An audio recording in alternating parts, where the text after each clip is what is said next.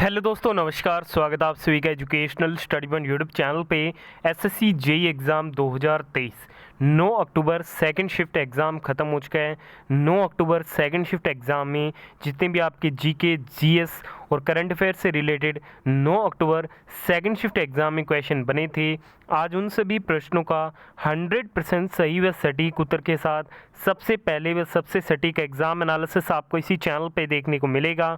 तो आज जिन भी दोस्तों का एसएससी जेई एग्ज़ाम था 9 अक्टूबर सेकंड शिफ्ट में, वो सभी साथी पूरे वीडियो को ध्यान से एंड तक वॉच जरूर कीजिएगा। सेकंड शिफ्ट में पूछे गए सभी क्वेश्चनों के राइट आंसर आपको इसी वीडियो के माध्यम से पता लग जाएंगे। तो चलिए वीडियो को शुरू करते हैं।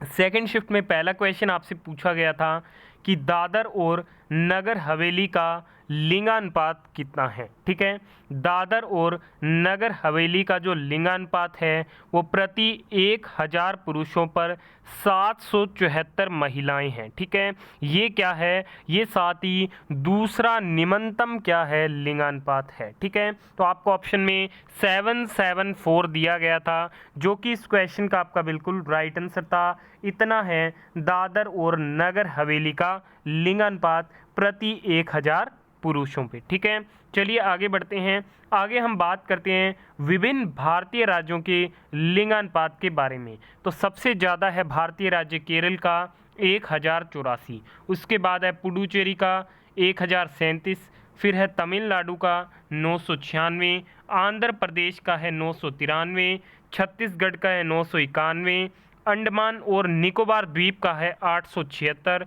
दिल्ली का है 868, चंडीगढ़ का है 818, दादरा और नागर हवेली का है 774, और सबसे जो न्यूनतम है निम्नतम है वो है दमन और दीव का। ठीक है, सबसे निम्नतम है दमन और दीव का, सबसे जो अधिक है वो है भारतीय राज्य केरल का। चलिए बढ़ते हैं अगले क्वेश्चन की ओर।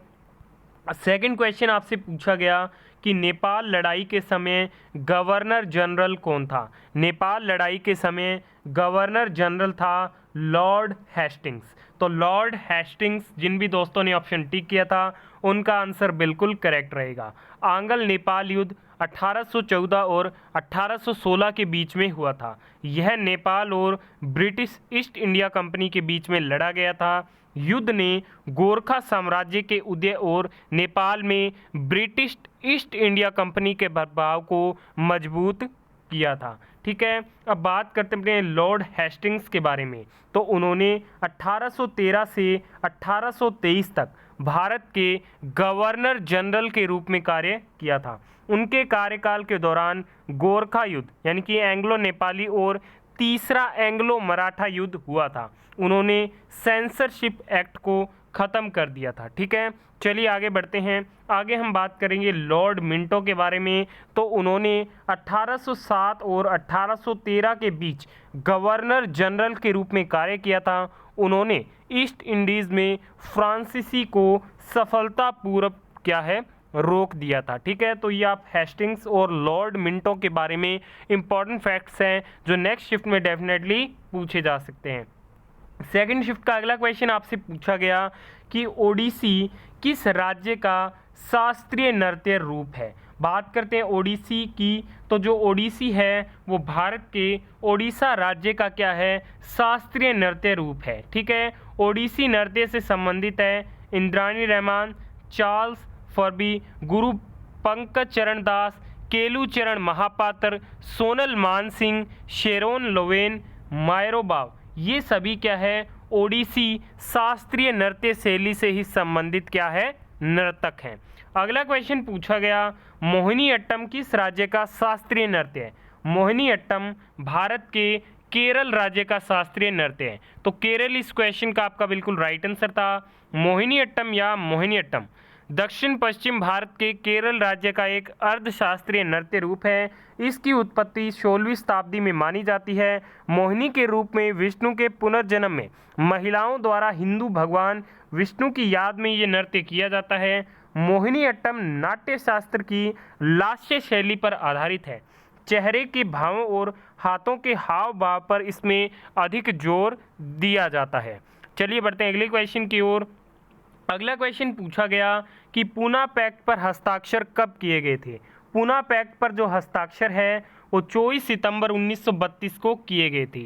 पूना पैक्ट 24 सितंबर 1932 को डॉक्टर भीमराव अंबेडकर और महात्मा गांधी के बीच में एक समझौता हुआ था। लॉर्ड वेलिंगटन के समय इस समझौते पर हस्ताक्षर किए गए थे। पूना पैक्ट ब्रिटिश भारत की संसद में चुनावी सीटों के आरक्षण के साथ दलित वर्गों को प्रदान करने के लिए 1932 में हस्ताक्षरित समझौते को संदर्भित करता है। यह पुणे की यरवदा सेंट्रल जेल में महात्मा गांधी और BR अम्बेडकर की ओर से मदन मोहन मालवीय द्वारा हस्ताक्षरित किया गया था। चलिए बढ़ते हैं अगले क्वेश्चन की ओर।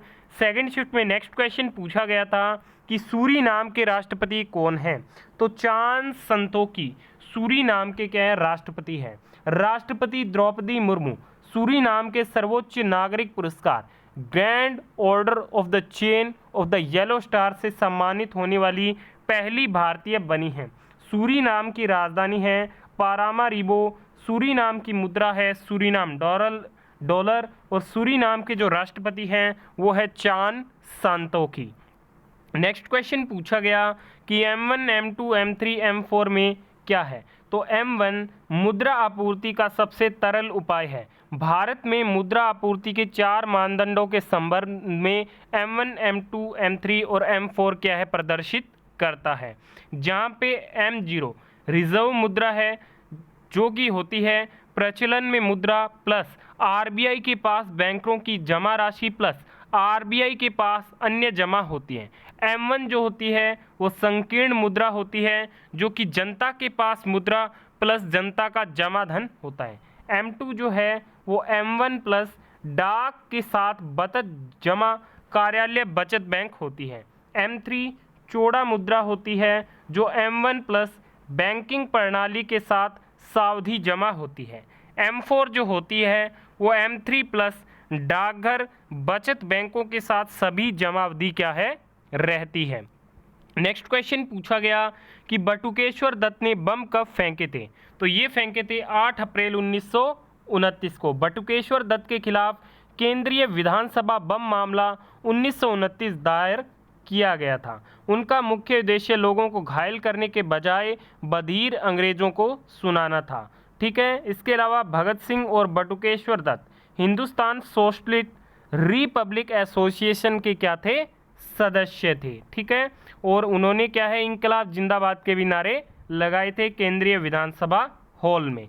अगला क्वेश्चन पूछा गया अनुच्छेद 18 किससे संबंधित है? तो ये संबंधित है छुआछूत को समाप्त करने और इसकी प्रथा पर रोक लगाने से संबंधित है अनुच्छेद 18। ठीक है। अनुच्छेद 14 कानून के सामने समानता और कानूनों का संरक्षण के से रिलेटेड है। अनुच्छेद 15 धर्म, नस्ल, जाति, लिंग या जन्म स्थान के आधार पर भेदभाव पर रोक से संबंधित है। अनुच्छेद 16 सार्वजनिक रोजगार के मामलों में अवसर की समानता से संबंधित है। अनुच्छेद 17 छुआछूत को समाप्त करने और इसकी प्रथा पर रोक लगाने से संबंधित है। अनुच्छेद 18 सैन्य और अकादमिक को छोड़कर खिताब के उन्मूलन से क्या है? संबंधित है। नेक्स्ट क्वेश्चन पूछा गया कि आसियान शिखर सम्मेलन कहाँ हुआ था? जकार्ता में हुआ था। ठीक है। 7 सितंबर 2023 को। अगला क्वेश्चन आपसे पूछा गया कि विशिष्ट ताप क्षमता का SI मात्रक क्या होता है? तो ये होता है जूल किलोग्राम। ठीक है। अगला क्वेश्चन पूछा गया समान तापमान सीमा के लिए एरिक्सन चक्र की वायु मानक दक्षता किसकी दक्षता के बराबर है? तो ये कार्नोट चक्र के बराबर होती है। अगला क्वेश्चन पूछा गया कि सापेक्ष घनत्व की आयाम कितनी है? तो ये डिग्री सेल्सियस 1000 केजी मीटर पर किसी निकाय के घनत्व और पानी के घनत्व का क्या है? अनुपात होता है।